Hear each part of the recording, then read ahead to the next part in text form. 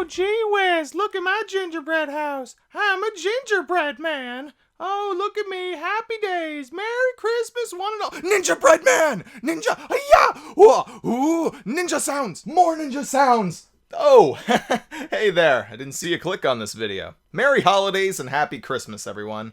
I figured that gingerbread men were fairly Christmassy. So that's what we're going with this year. Ninjabread man. He's a gingerbread man, but also a ninja. So the name works. I think we're in for a real treat. Pun intended. I mean, look at this channel intro for the game. They motion tweened his low-res image in from the left and everything. Clearly they're not messing around. I mean, my god. You can see the white pixels around the logo's graphic.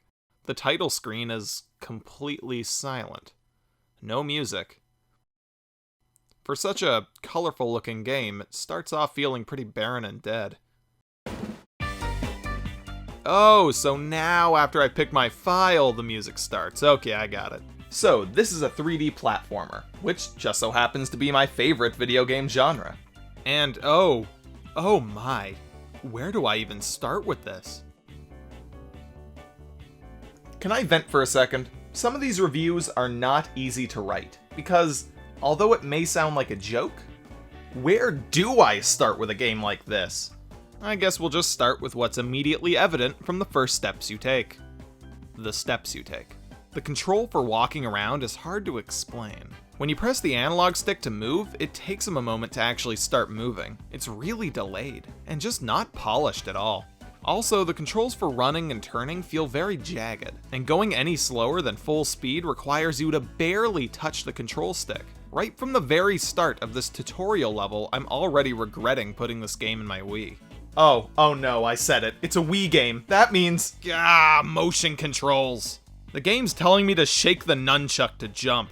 Why? Why motion controls? They don't even work here. This is the first spot in the game where you need to jump from platform to platform, and I can't do it. Literally, the motion controls make him jump when the game feels like it. And executing a well-timed double jump? It's luck. It's all luck. Use the A button to jump. Hell, even the Z button would be better than using motion controls. Wait, the Z button jumps? You can press the Z button to jump? The game itself never once tells you this. It just tells you to use motion controls. The manual for the game doesn't even tell you, although it does tell me that I can lock onto enemies. Wish the in-game tutorial told me. You lock onto them when you attack them with your projectile attack, and you cancel out of it with the A button. Speaking of attacking, you attack by either throwing a shiny thing, or swinging your sword by swinging the Wii remote. Look, we have plenty of buttons to use. Why did developers feel the need to shoehorn in motion controls so much on the Wii? Especially when it's this bad. Just like jumping, it barely works. It's very unresponsive. Although it's actually worse here, because unlike jumping, you have to use motion controls to attack. There's no button for it. These are non-damaging demo enemies, and I can barely kill some of them. Even when I'm standing directly in front of one of these dummies, it doesn't get hit. The hit detection is really bad. Not helping is the camera, which... oh boy. Like any bad 3D platformer, one of the first things to check off the crap list is a bad camera. The auto camera sometimes has no idea what to do, and in fact, when you're standing still, it doesn't move at all. The camera only corrects itself when you're moving, and the only way to manually control the camera is either pressing down on the D-pad to center it behind you, which is a weird place to press to center the camera, by the way. It's just, my instincts tell me to press C, but whatever. Or by pressing B to bring up the aiming reticle. By aiming at the sides of the screen, you can move the camera. But the game never tells you that. It doesn't tell you anything. The manual also mentions a second throw ability. Hold A and then swing the Wii remote. It's not in the game.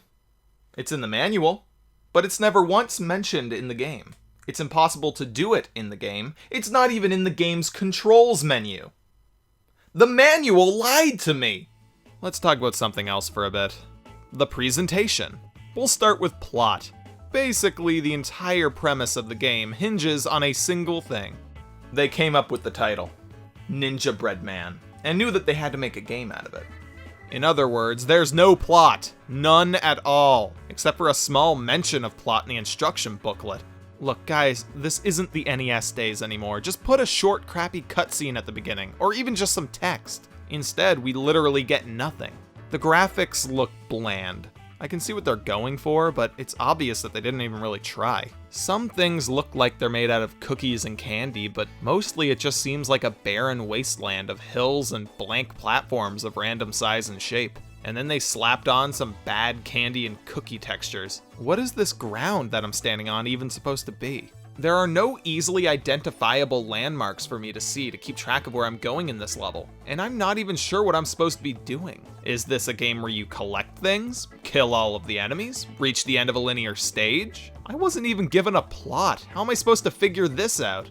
Well, I found a energy cell from friggin' Ratchet and Clank or something, and when I collected it, it cut to a short cutscene of a large machine of some sort.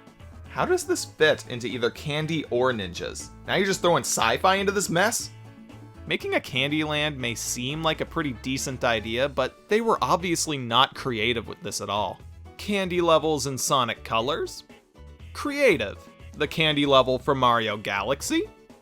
Creative. The mountains, walls, hills, and all of this other ugly stuff in Ninjabread Man being made out of cake, I think, maybe? Not creative. Is it bad that the only thing running through my mind after playing this game for so long is, God, I wonder what that ninja tastes like? Not so much for this guy.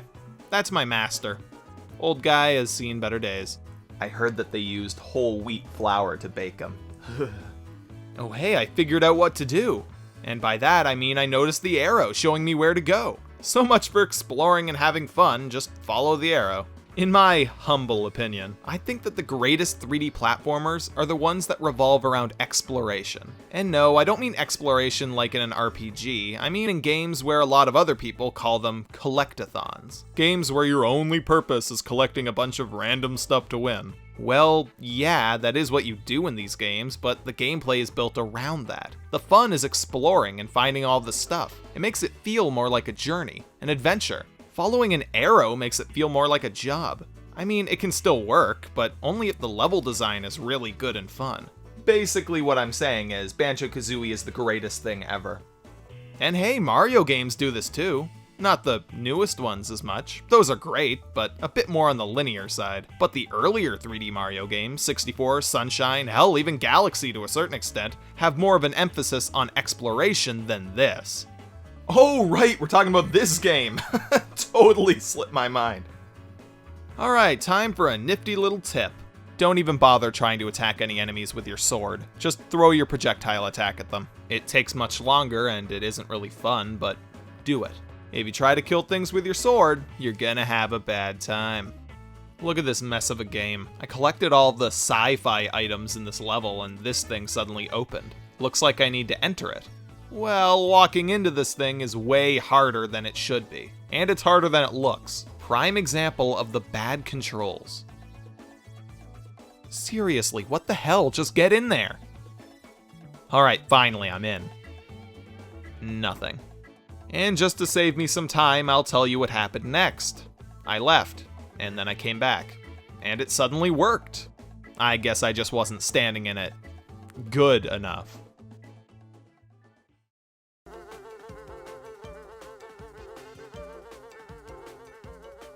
Oh, mwah, music to my ears. Even if the controls were better and the graphics were nicer, the level design sucks. The first level literally just consists of a couple of areas with enemies on the ground and some platforms above them. Level 2 has you running around large areas, or running along wide empty halls or platforms. Why did they make some of these levels so huge if they weren't going to fill up the space with anything? After a while, I just stopped killing enemies. Once you master the choppy controls, just run past them. As long as you never stop moving, they can't really hurt you. This game just lacks overall polish. I constantly miss jumps because this character can't cling onto edges. And some of these jumps are actually really hard to make. Okay, I just finished level 3. What's next? Maybe a change of scenery finally? Wait. What? No, this can't be. Even this game wouldn't stoop that low. The manual says that there's only 4 levels, and that includes the tutorial level. You don't include that. Do you include the menus in Mario Party as a goddamn minigame? God! And in all 4 of these levels, the setting didn't really change much. Or at all. The first level was mostly outside, the third level was mostly inside, and the second level was a bit of both. Well, there's the variety I was asking for, I guess. It's unfinished. Make more than 4 damn levels, come up with a plot, explain what to do and what the controls are, finish the controls, and make the game look nice. Then, and only then, will you maybe have a good product. And that's still a very hard maybe. There are actually 3 other game modes to play in. The manual reads, initially, the only new game mode available is score pickups. Once you've completed that, you can play that level in time attack mode. And once you've beaten that, you will unlock hidden pickups. This system works on a level-by-level basis. Ergo, if you want to play in hidden pickups mode on a particular level, you'll have to complete that level in all other game modes first. Okay, so, first thing, these modes, they're not even worth talking about. They're more or less the same thing every time. Bad. But what really gets me here is that this is all untrue. It's all a big lie. The manual is wrong. You don't have to beat one mode to unlock the others. Once you've beaten a level a single time in regular game mode and unlock that level to pick, you have every game mode available to you. Time attack is even at the bottom. There's so much in this thing that's not even in the final game. Did they write this while they were still in the planning stages of game development? Oh, and there's plenty more to complain about in this game. The sound effects, for one, they get very annoying. But you know what? I actually have a great solution for that. Go into the audio settings and turn down the sound effects. And in fact, while you're at it, turn down the music as well. And hey, while you're up, just shut the TV off. And hey, actually, before you sit back down, just do me a quick favor and turn off the Wii. There you go. Wow, that game actually had very little to do with Christmas. But whatever. Merry Christmas, everyone. I am going to go eat something that is not going to give me diabetes. Or, an alternative to that is eating this gingerbread house.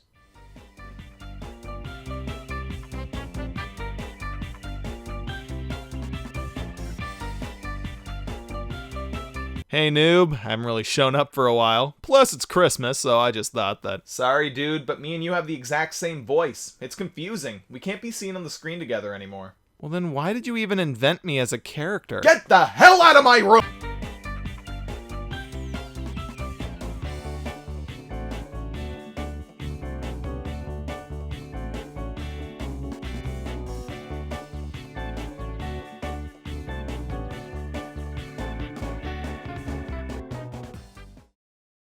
Oh, thank God that ninja's gone. He's all gone now. Ninja dog!